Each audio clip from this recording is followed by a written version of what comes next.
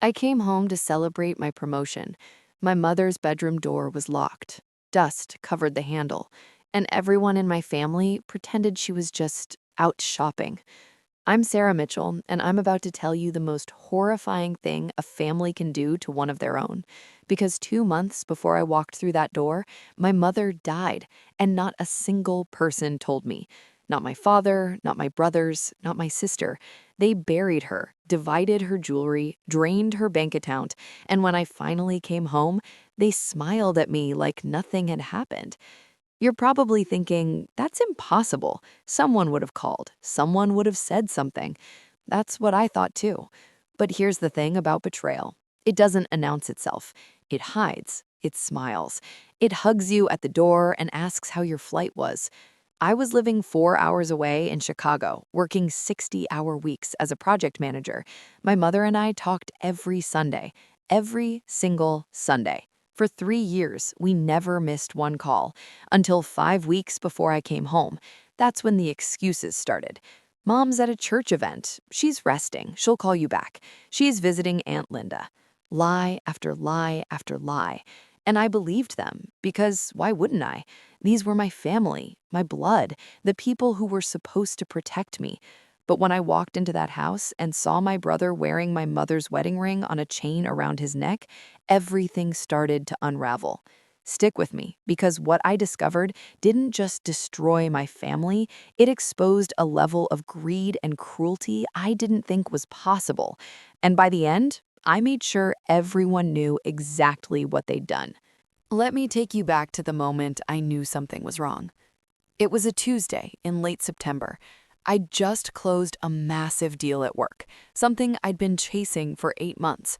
The first person I wanted to call was my mom. She always knew what to say. She had this way of making you feel like the most important person in the world. I dialed her number. It rang and rang and rang. Then my father picked up. "Dad, where's Mom?" There was a pause. A long one, the kind that makes your stomach drop. She's she's sleeping, Sarah. She hasn't been feeling well." "What do you mean, not feeling well? What's wrong?" "Nothing serious, just a little tired. You know how she is." I didn't know, because my mother never got tired. She was the kind of woman who baked pies at 6 a.m. and volunteered at the community center every Thursday. She didn't just sleep through phone calls. "Can you wake her up? I have good news." "Not right now, sweetheart. Let her rest. She'll call you tomorrow." She didn't. I called the next day, and the day after that. Each time, someone else answered. My older brother James, my sister Rebecca, my younger brother Kyle. Always a different excuse. She's at the doctor, she's taking a nap, she stepped out. By the third week, I was furious. "Why is no one putting Mom on the phone?" I demanded when James answered. "Jesus, Sarah, relax. She's fine. She just doesn't feel like talking right now." "That's not like her." "Well, maybe you don't know her as well as you think." That sentence, that single, cold sentence, it haunted me. Because James had never spoken to me like that before. There was something in his voice, something sharp, defensive, like he was hiding something. I tried to let it go. I told myself I was overreacting. Work was stressful, maybe I was projecting. But then I got the text. It was from my mom's number, a short, strange message. "Hi, honey, I'm okay, just need some space. Love you." My mother didn't text like that. She used full sentences, terrible grammar, and way too many emojis. This message was clean, efficient, wrong. I called immediately. Rebecca answered. "Why are you texting me from Mom's phone?" Silence. "Rebecca, answer me." She asked me to. She didn't want to talk. "Why?" "I don't know, Sarah. Maybe she's tired of you interrogating her every 5 seconds." Click. She hung up. That's when I knew. Something was deeply, fundamentally wrong. I booked a flight home that night. I didn't tell anyone I was coming. I wanted to see their faces when I walked through that door. I wanted to look my mother in the eyes and ask her why she wouldn't talk to me. But when I got there, when I opened the key I'd had since I was 16, the house felt wrong. It smelled wrong. It sounded wrong. My father was in the kitchen. He looked up, startled. "Sarah, what are you doing here?" "I came to see Mom." His face went pale. She's not here. Where is she?" He didn't answer. That's when I saw it. On the mantel, a framed photo of my mother, surrounded by candles. And I knew. You know that moment when your brain refuses to accept what your eyes are seeing? That was me, staring at those candles, at that photo. My father stood frozen in the doorway, his hands trembling. "Where is Mom?" He opened his mouth, closed it, opened it again. "Sarah, sit down. Tell me where she is. Please, sit." "I'm not sitting. I'm not doing anything until you tell me where my mother is." That's when Rebecca walked in. Her face went sheet white. "Oh my God." "Rebecca," my father snapped, "go upstairs." "Dad, she's here. She's here. What are we supposed to— Where is my mother?" The words tore out of me like a scream. Silence. Then my father's voice, barely a whisper. "She's gone, Sarah." "Gone where?" She passed 2 months ago." The room tilted. No, that wasn't possible. I'd just talked to her. No, I'd tried to talk to her, but someone had answered. Someone had texted me from her phone. "You're lying." "I'm not."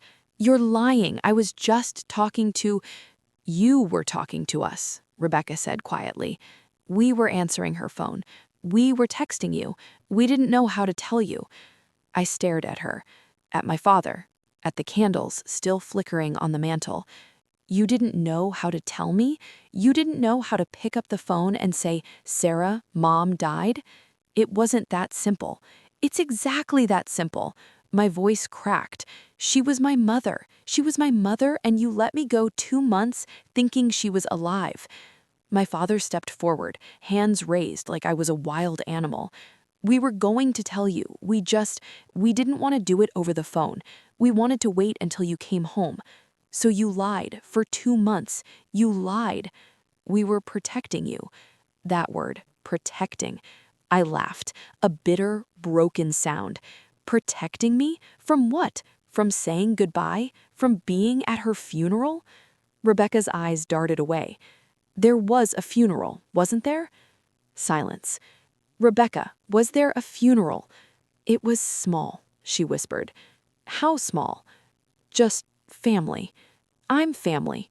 We didn't think you could get time off work. You didn't ask." The walls seemed to close in. My chest felt like it was caving in. "What did she die from?" My father's voice was hollow. "Heart attack. It was sudden. She didn't suffer." "And you didn't think I deserved to know?" "We were going to—" "Stop. Just stop." I turned and walked toward my mother's bedroom. My father lunged forward. "Sarah, don't." I shoved the door open. The room was bare, stripped. The jewelry box on her dresser, empty. Her closet, half empty. Even the quilt she'd made by hand, the one she'd spent 2 years stitching together, gone. I spun around. "Where is everything?" No answer. "Where is everything?" "We divided it up," James said from the hallway. I hadn't even heard him come in. "You divided it?" "Yeah, we thought—" "You thought you'd carve up her entire life while I was gone?" He shrugged.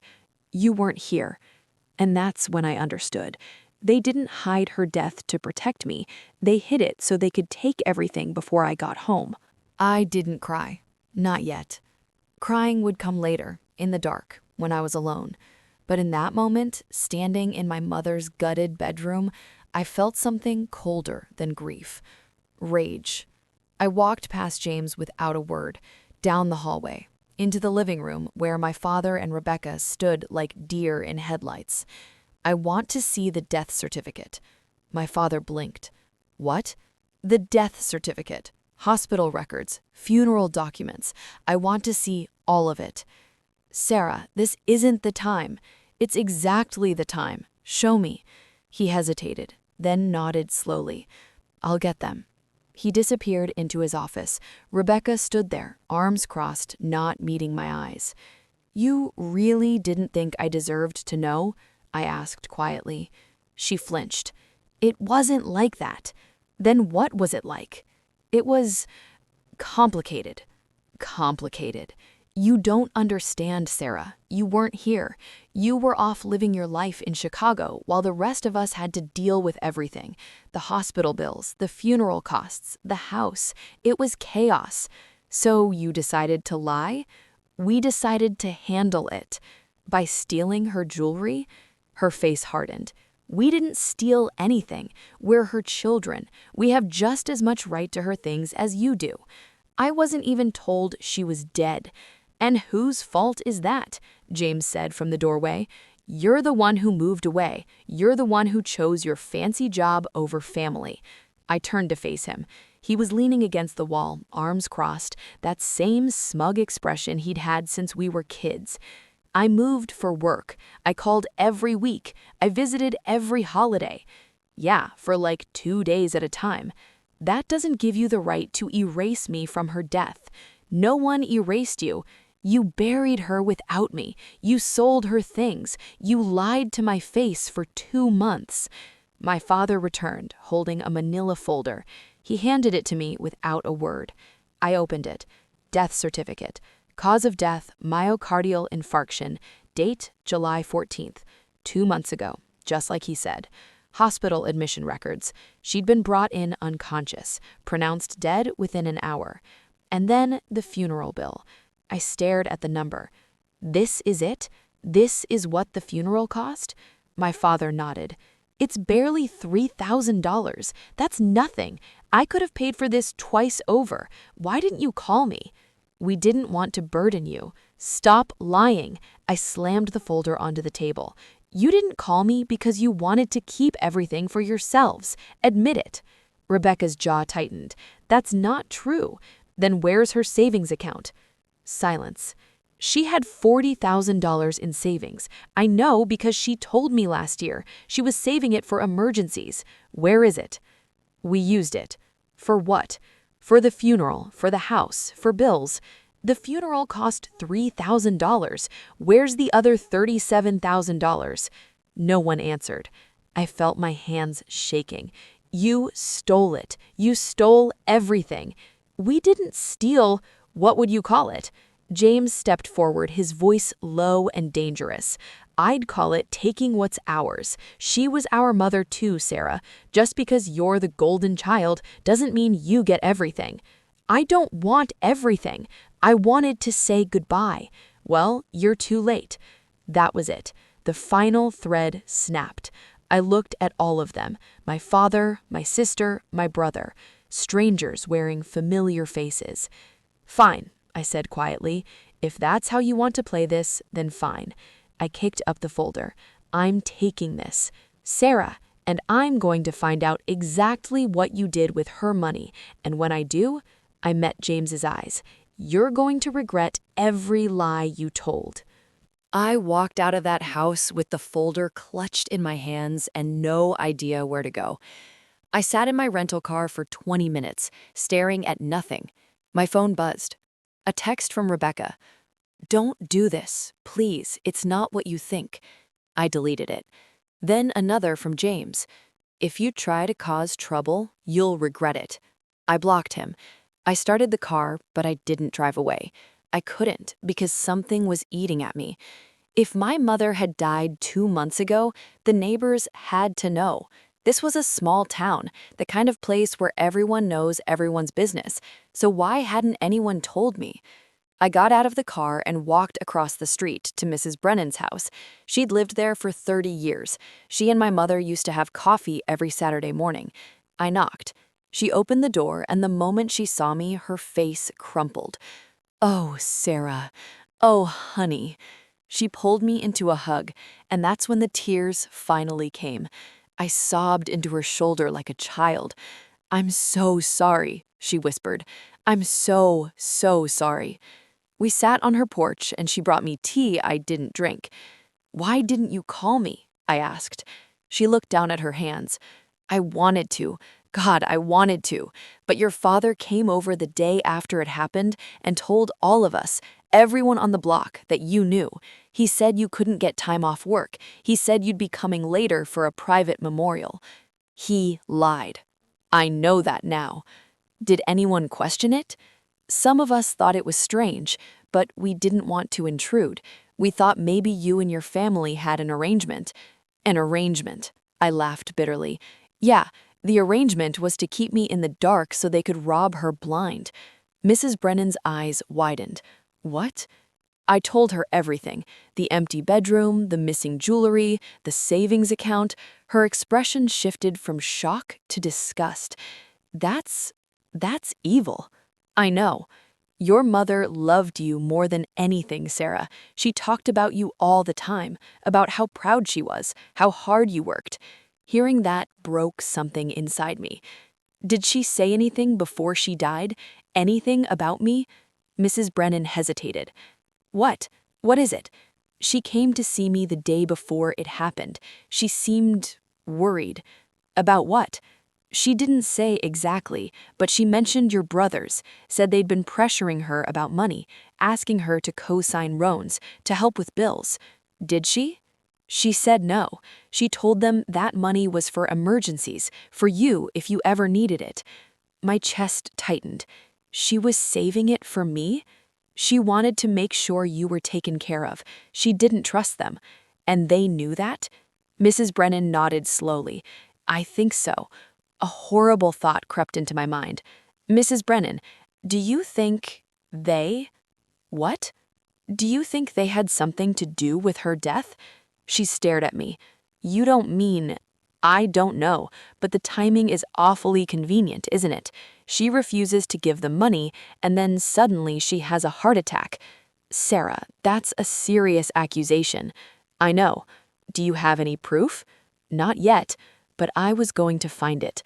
I stood up. Thank you, Mrs. Brennan, for telling me the truth. What are you going to do? I looked back at my family's house, at the windows glowing with warm light, at the people inside who'd betrayed me. I'm going to make sure everyone knows what they did. Be careful, honey. I'm done being careful. I checked into a motel on the edge of town, a dingy little place with peeling wallpaper and a flickering neon sign. But it was quiet, and I needed quiet. I spread the documents across the bed. Death certificate, hospital records, funeral bill.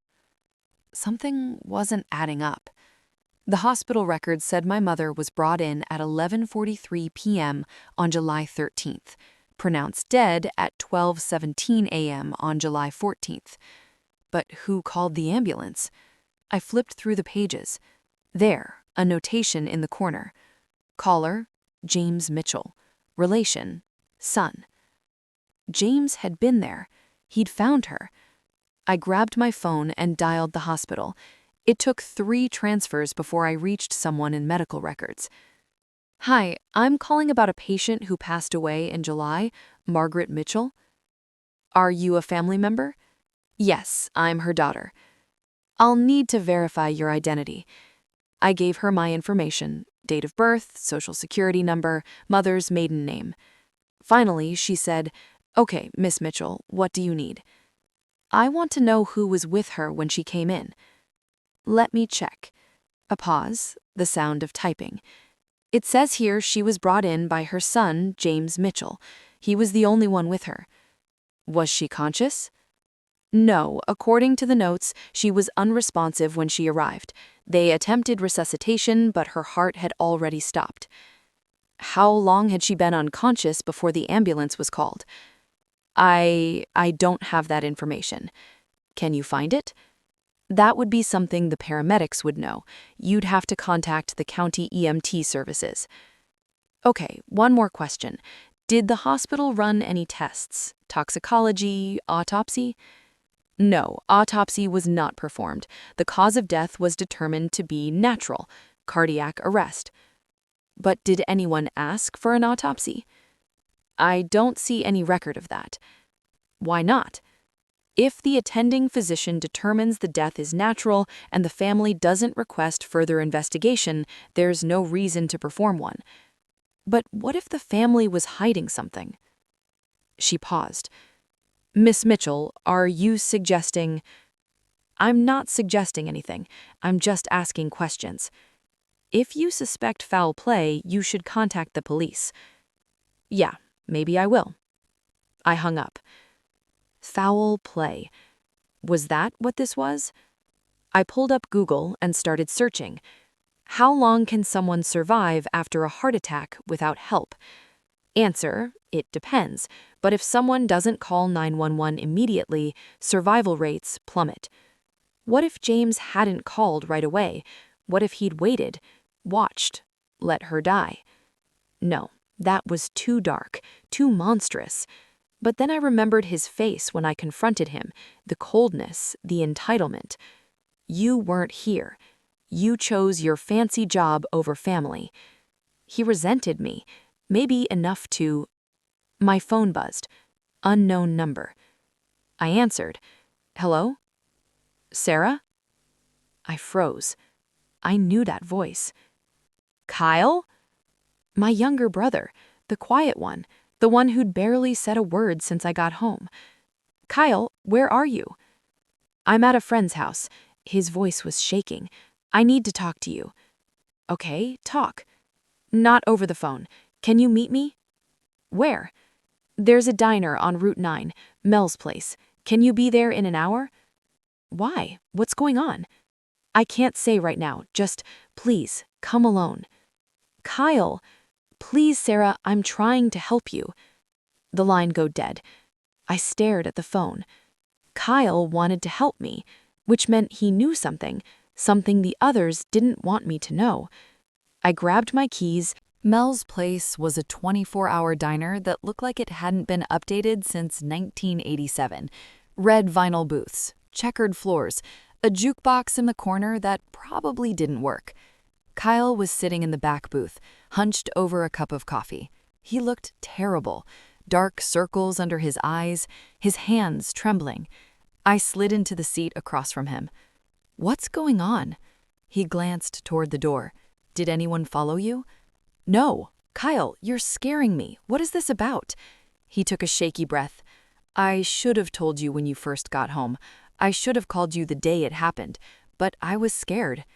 Scared of what? Of them. Of James. Of what he'd do if I said anything. My stomach dropped. Kyle, what did James do?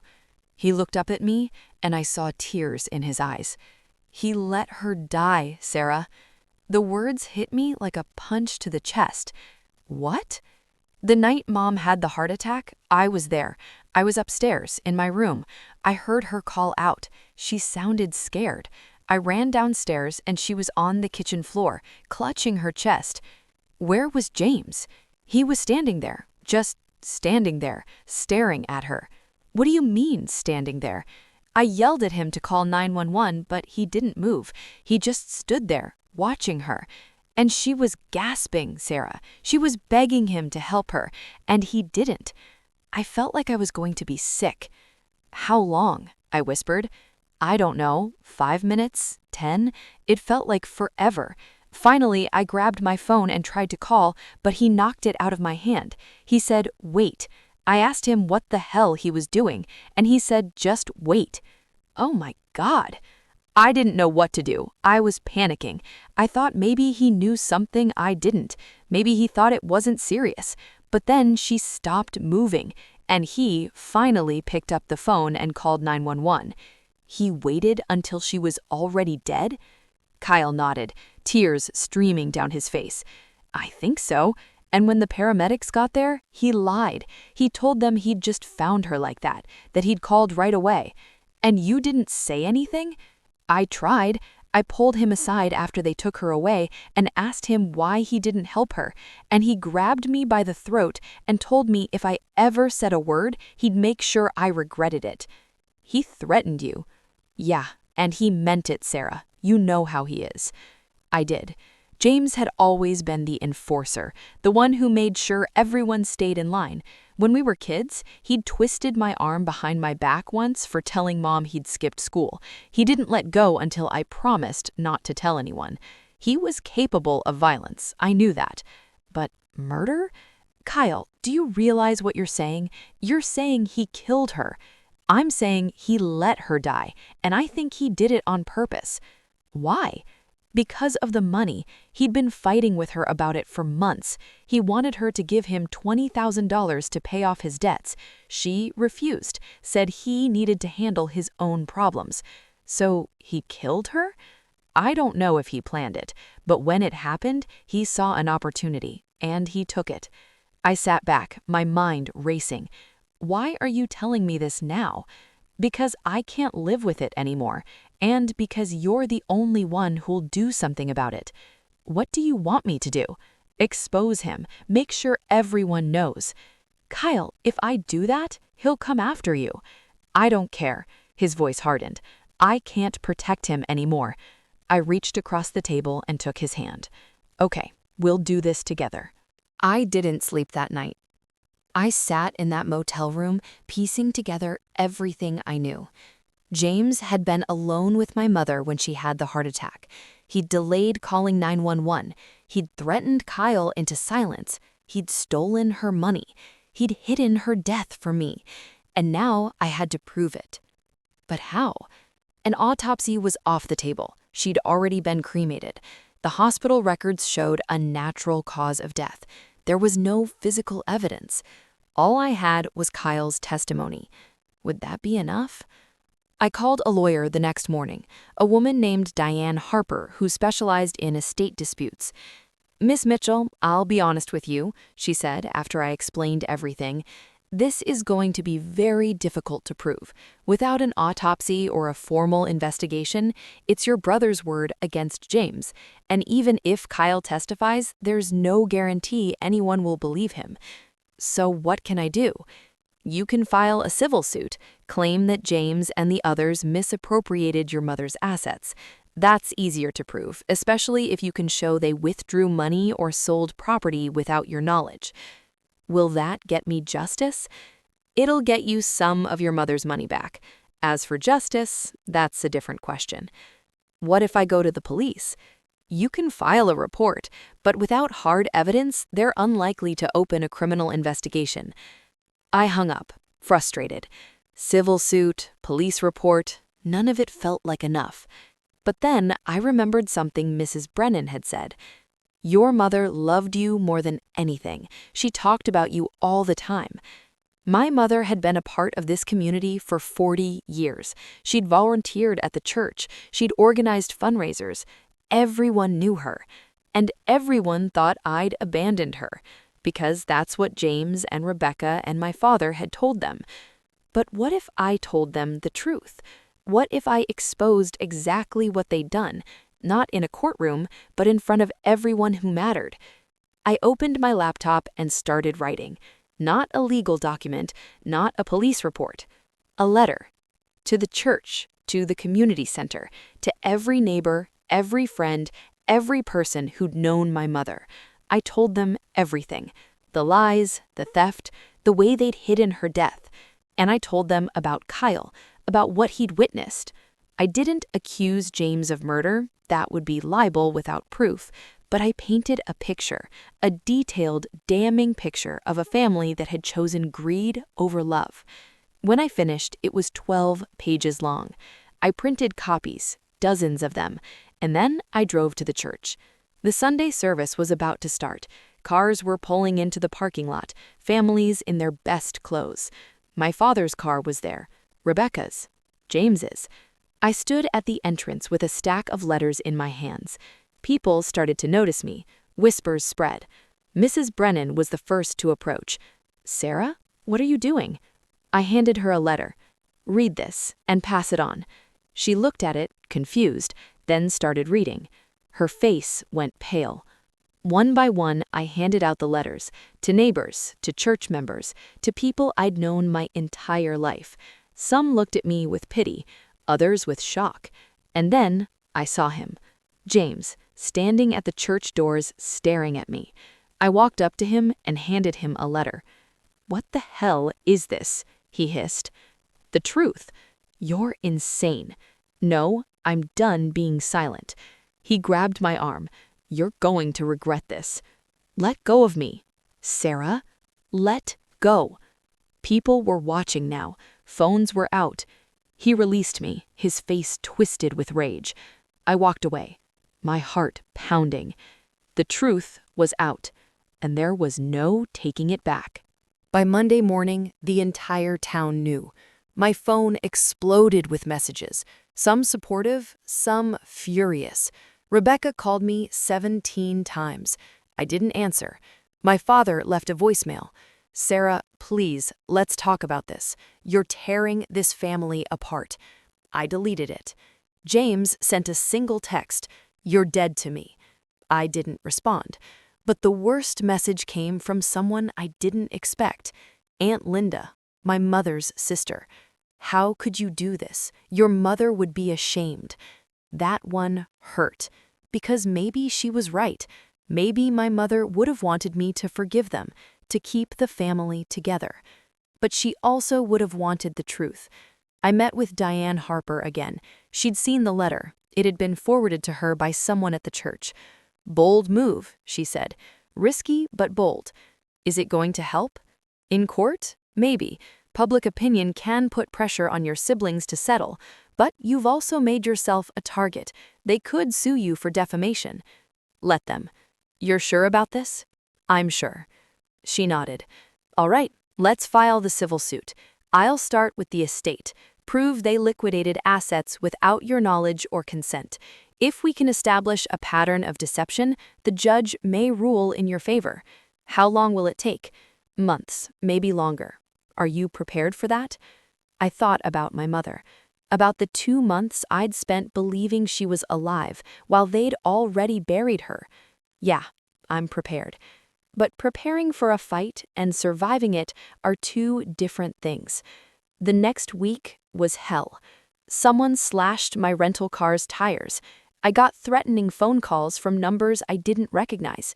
A brick was thrown through Mrs. Brennan's window with a note, "Keep your mouth shut." James denied everything, of course, said I was making it up, playing the victim. Rebecca went on Facebook and posted a long, tearful message about how I was destroying the family with lies. Dozens of people believed her, but dozens more didn't. Kyle stood by me, publicly. He posted his own message, backing up everything I'd said. James tried to discredit him, called him a liar, said he was manipulated by me. But people who knew Kyle, who'd watched him grow up, didn't buy it. And then something unexpected happened. Mrs. Brennan organized a meeting at the community center, a town hall essentially, to discuss what had happened. Over 100 people showed up. My father, James, and Rebecca sat in the front row, arms crossed, faces hard. I sat in the back, with Kyle and Mrs. Brennan. A local pastor moderated. He started by reading parts of my letter aloud. James tried to interrupt. "This is slander. She has no proof." "Let her speak," someone shouted from the crowd. The pastor gestured to me.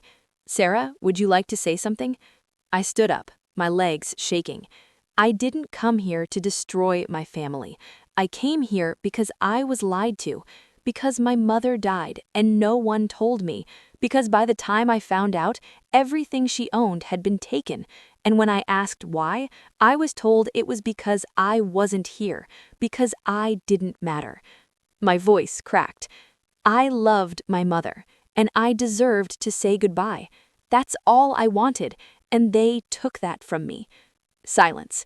Then an elderly man in the third row stood up. "I believe her," he said. "Margaret was a good woman, and if her kids did this, they should be ashamed." Another person stood, then another. One by one, people voiced their support. And for the first time since this nightmare began, I felt like maybe, just maybe, I wasn't alone. James walked out halfway through the meeting, slamming the door behind him. Rebecca stayed but said nothing. Her face was red, her jaw clenched. My father looked like he'd aged 10 years.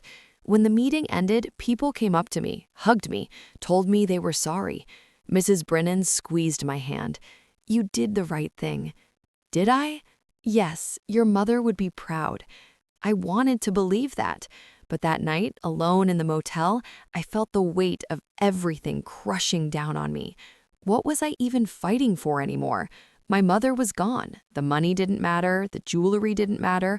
All I wanted was for someone, anyone in my family, to admit what they'd done and say they were sorry. But they wouldn't, because admitting it would mean facing what they'd become. I was about to turn off the light when my phone rang. Unknown number again. I almost didn't answer, but something made me pick up. Hello? Sarah, it's Dad.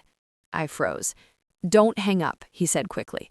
Please, just hear me out. I didn't respond, but I didn't hang up either. I know you're angry, he continued. I know we hurt you, and I'm sorry. I'm so, so sorry. You're sorry. Yes. For what exactly? For lying? For stealing? For letting me miss her funeral? For all of it. His voice broke. I was scared, Sarah. After your mother died, I didn't know what to do. James and Rebecca were handling everything, and I let them.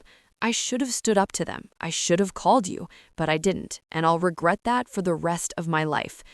Why are you calling me now? Because I can't live like this. Because every time I close my eyes, I see her face, and I know she'd be heartbroken by what we've done.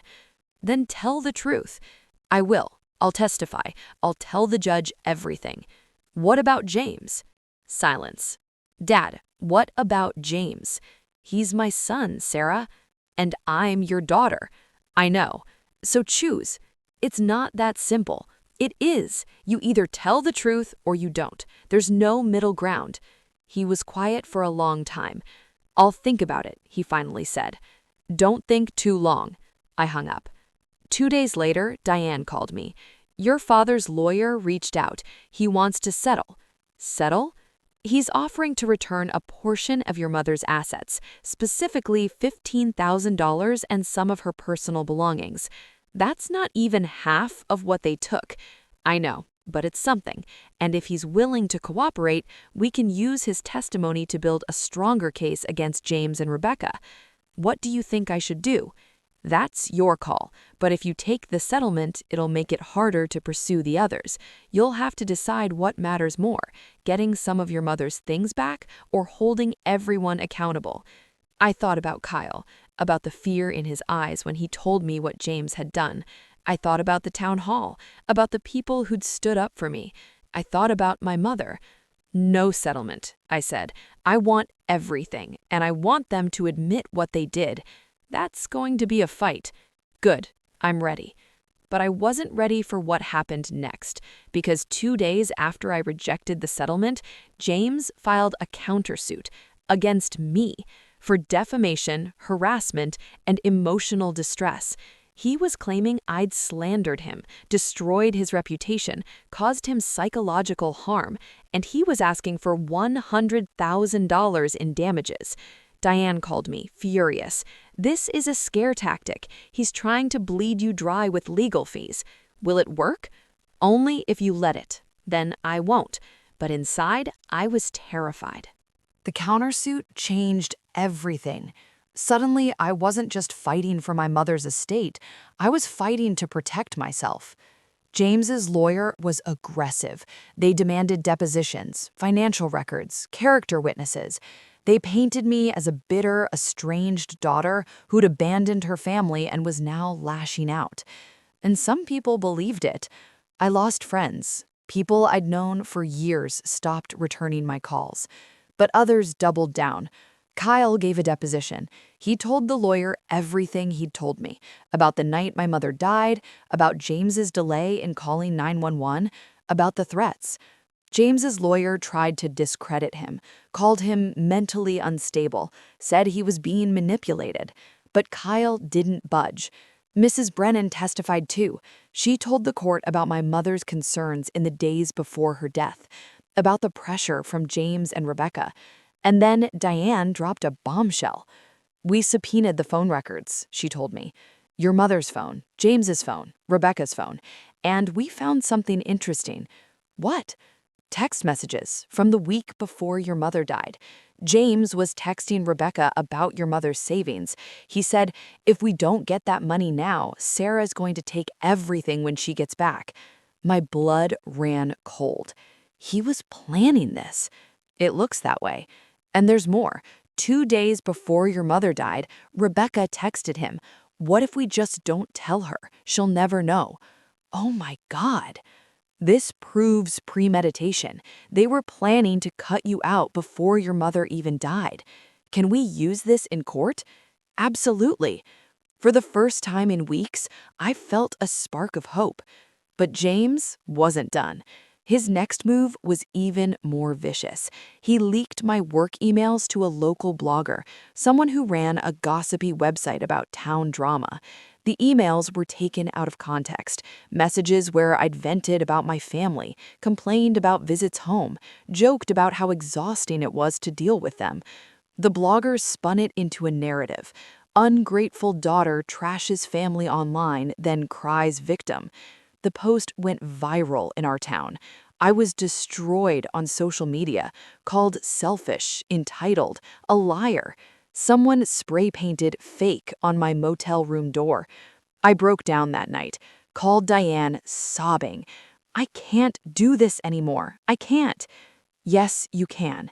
They're going to win. Everyone hates me. Not everyone. And the people who matter, the judge, the jury, they're going to see the truth. You have the evidence, Sarah. You have the texts. You have Kyle. You have the truth. What if it's not enough? Then we fight harder. She was right. I couldn't give up now. So I did something I should have done from the beginning. I reached out to a local journalist, a real one, not a blogger, someone from the regional newspaper. I told her everything, gave her the documents, the texts, Kyle's testimony. She investigated for 2 weeks, and then she published a full exposé. Family feud or fraud, inside the battle over a mother's estate. The article was damning. It laid out the timeline, the lies, the missing money, James's texts, Rebecca's complicity. It quoted Kyle, Mrs. Brennan, even my father, who'd finally agreed to talk. He admitted, on the record, that he'd known about the plan to hide my mother's death, that he'd gone along with it because he was afraid of James. The article ended with a question. If a family can do this to one of their own, what does that say about the ties that bind us? The response was immediate. The tide turned. People who doubted me started to apologize. James and Rebecca were shamed publicly. And the judge? The judge read the article and scheduled a hearing. The courtroom was packed. James sat at the defendant's table, stone-faced, Rebecca beside him, eyes red. My father sat in the back, alone. Kyle sat with me. The judge reviewed the evidence, the text messages, the financial records, Kyle's testimony. James's lawyer tried to argue that the texts were misinterpreted, that there was no proof of wrongdoing, but the judge wasn't buying it. "Mr. Mitchell," she said, looking directly at James, "can you explain why you and your sister discussed hiding your mother's death from your sister before she had even passed?" James's jaw tightened. "We were just talking. We didn't actually answer the question. We were upset. We weren't thinking clearly. And yet you proceeded to do exactly what you discussed. You hid her death. You liquidated her assets. You threatened your younger brother into silence. That's not... I've read the depositions, Mr. Mitchell. I've reviewed the evidence, and I find your actions reprehensible." The courtroom was silent. The judge turned to me. "Miss Mitchell, I want to say something. What happened to you was a profound betrayal, not just of trust, but of the most basic human decency. Your family denied you the chance to say goodbye to your mother. They lied to you for months, and they profited from that lie." Tears streamed down my face. "This court rules in your favor. The estate will be divided equally among all 4 siblings, as per your mother's will. Additionally, Mr. Mitchell and Miss Rebecca Mitchell are ordered to return the $37,000 taken from your mother's savings, with interest. They are also ordered to return all personal belongings taken from the estate." James shot to his feet. "This is bullshit. Sit down, Mr. Mitchell, or I'll hold you in contempt." He sat, shaking with rage. The judge continued. Furthermore, the countersuit filed by Mr. Mitchell is dismissed. Miss Sarah Mitchell's statements were truthful and made in good faith. There is no basis for a defamation claim. I exhaled, a weight lifting off my chest. Court is adjourned. The gavel struck. It was over. James stormed out without looking at me. Rebecca lingered for a moment, then whispered, "I'm sorry." I didn't respond. My father approached, tears in his eyes. "Sarah, Don't," I said quietly. "Just don't." He nodded and walked away. Kyle hugged me. "We did it." "Yeah, we did." But the victory felt hollow, because my mother was still gone, and no court ruling could bring her back. 6 months later, I stood in my mother's old bedroom. It looked different now. I'd repainted the walls, brought back some of her things, the quilts, the jewelry box, the photos. It felt like her again. I'd moved back to town, took a job at a local firm. I couldn't stay in Chicago. Too many memories. Kyle and I were close now. He'd moved into an apartment nearby. We had dinner every Sunday. My father reached out a few times. I didn't respond. Maybe one day I would, but not yet. James and Rebecca? I never saw them again. They left town shortly after the trial. I heard James moved to another state. Rebecca stayed with family. I didn't care. I'd gotten what I came for. Not the money, not the jewelry.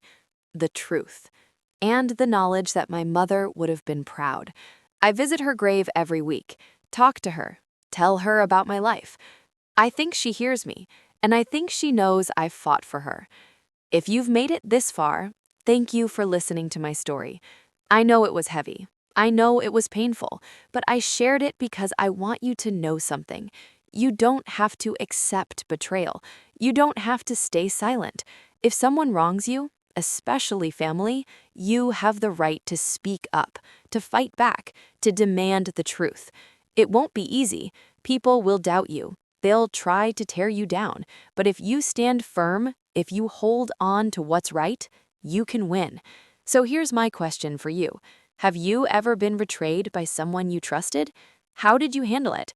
Let me know in the comments. And if this story resonated with you, please hit that like button, subscribe, and share this video, because stories like this need to be heard. Thanks for watching, and remember, the truth always finds a way.